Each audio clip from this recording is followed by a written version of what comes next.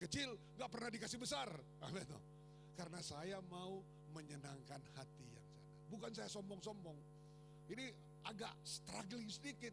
Kan ini mau nginjil Tuhan. Tapi Tuhan bilang kembalikan ke sana. Tidak ada orang lihat, tapi saya lihat.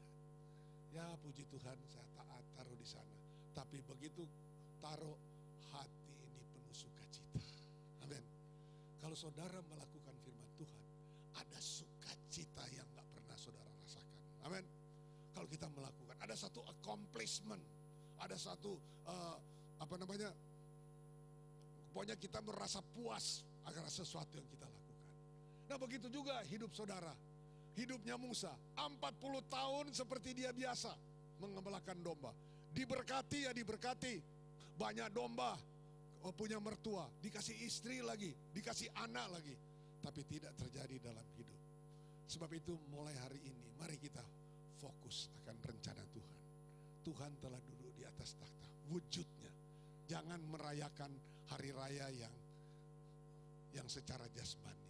Kalau kita fokus, Tuhan lihat. Banyak pekerjaan, banyak saudara lakukan. Tidak perlu orang tahu. Tidak perlu Pastor Andreas tahu. Tapi Tuhan tahu. Amin. Itu yang paling penting. Kalau kita melakukan hal itu setiap kali, maka kita akan memuji Tuhan. Masa bodoh di kiri, masa bodoh di kanan. Pokoknya kita akan angkat tangan karena kita mau menyenangkan penonton kita yang the audience of one, yaitu Tuhan Yesus Kristus. Ada amin? Ada amin saudara? Nah sebab itu kita tutup dengan ayat ini. Dari 2 Timotius 1. 2 Timotius 1. Ayat yang ke-9. Dialah yang menyelamatkan kita dan memanggil kita dengan panggilan kudus, bukan berdasarkan perbuatan kita, melainkan berdasarkan maksud dan kasih karunia-Nya sendiri yang telah dikaruniakan kepada kita dalam Kristus Yesus sebelum permulaan zaman. Dia yang menyelamatkan kita dan memanggil kita. Jadi sesudah saudara terima Tuhan Yesus, saudara diselamatkan, saudara dibaptis air, saudara penuh Roh Kudus, ada purpose dalam kehidupan saudara. Ada panggilan yang kudus daripada Tuhan. Musa 40 tahun dia gak peduli panggilan kudus, gak fokus. Tuhan juga kalau saudara fokus akan panggilan Tuhan, menyenangkan hatinya Tuhan, hidup saudara akan berubah. Amin. Hidup saudara akan dipakai oleh Tuhan. Karena kita semua ada karunia. 1 Korintus 12 kita ada karunia.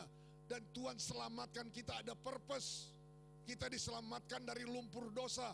Kita ditebus oleh kasih Tuhan Yesus di atas kayu salib. Tapi ada maksud. Ada panggilan kudus. Ada undangan. Panggilan itu adalah undangan. Ada invitation daripada Tuhan. Seperti semak duri yang menyala. Itu invitation daripada Tuhan. Waktu Musa menyimpang, Musa turn aside, Tuhan berfirman. Biar pada siang hari ini sebelum saudara pulang, apa panggilan Tuhan? Yaitu Yesus yang telah duduk di atas takhta. Saudara respon. Amin.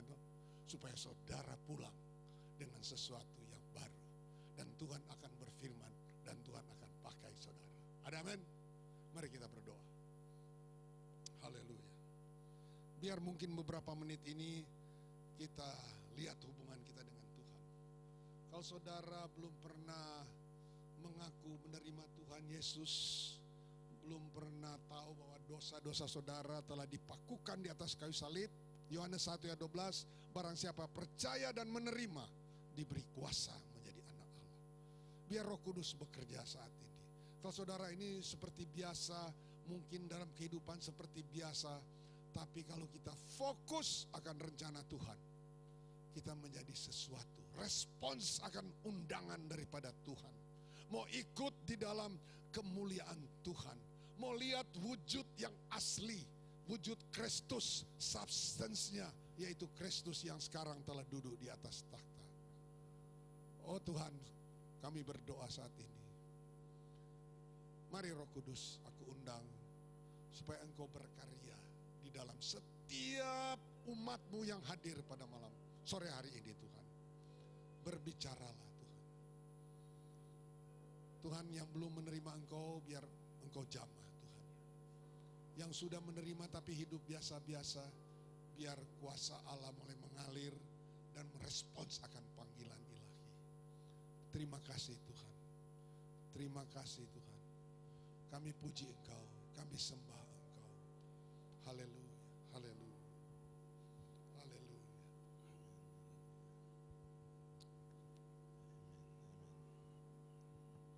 Saudara-saudara, saya mengenal Pastor Paul Pito ini sudah hampir 30 tahun, saudara.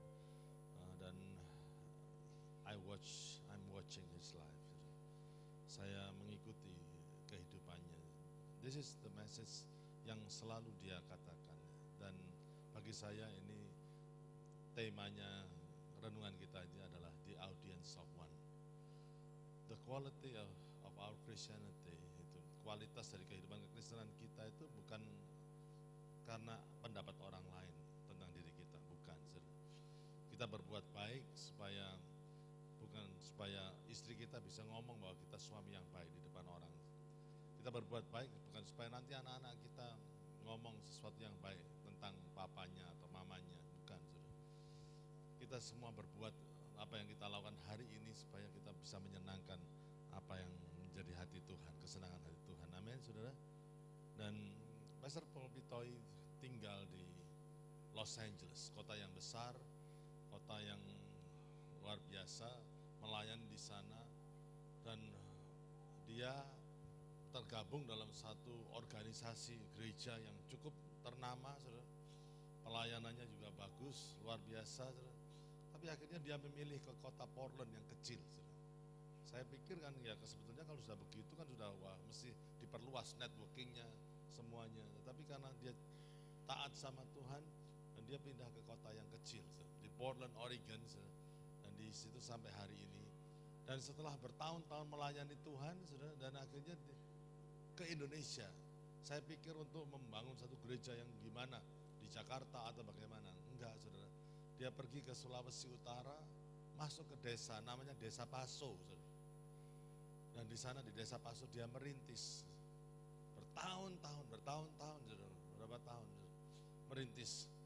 Dia kan mesti merintis gereja bukanlah sesuatu yang gampang, saudara. Tetapi harus ada pastornya di sana, kalau ditinggal harus ada leadernya di sana. Terus hidupnya diimpartasikan pada orang-orang desa, bukan orang-orang kota.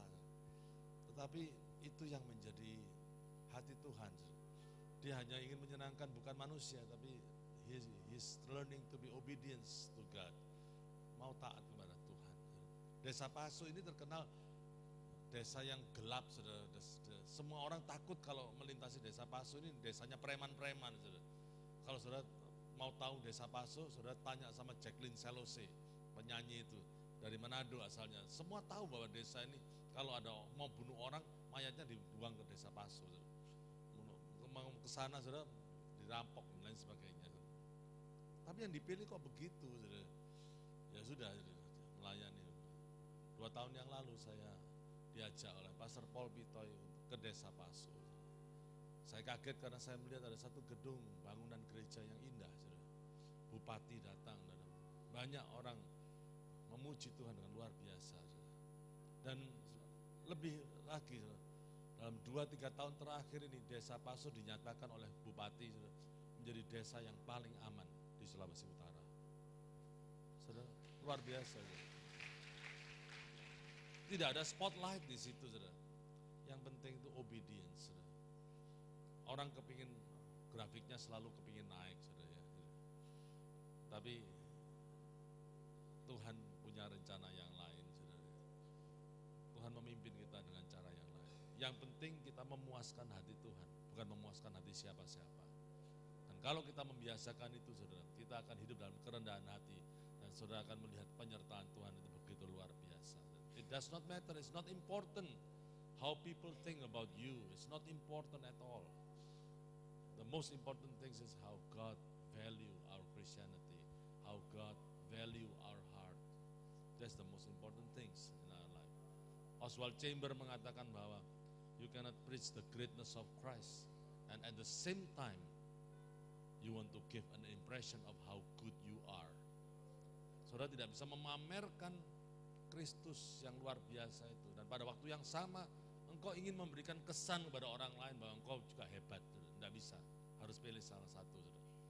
Kalau mau Kristusnya hebat, Kristusnya luar biasa, saudara harus kelihatan biasa-biasa. Saudara mau mendapat hikmat daripada Tuhan, saudara harus mengakui kebodohan saudara. Kita semua mengakui kebodohan kita. Orang yang keminter gak bisa mendapat hikmat daripada Tuhan. Amin, saudara. Orang yang mau mendapat penghiburan daripada Tuhan adalah orang yang terus terang dengan kesedihan hatinya. Kalau pura-pura gak sedih, saudara, menyangkal kesedihan, sampai kapanpun tidak akan mendapat penghiburan daripada Tuhan.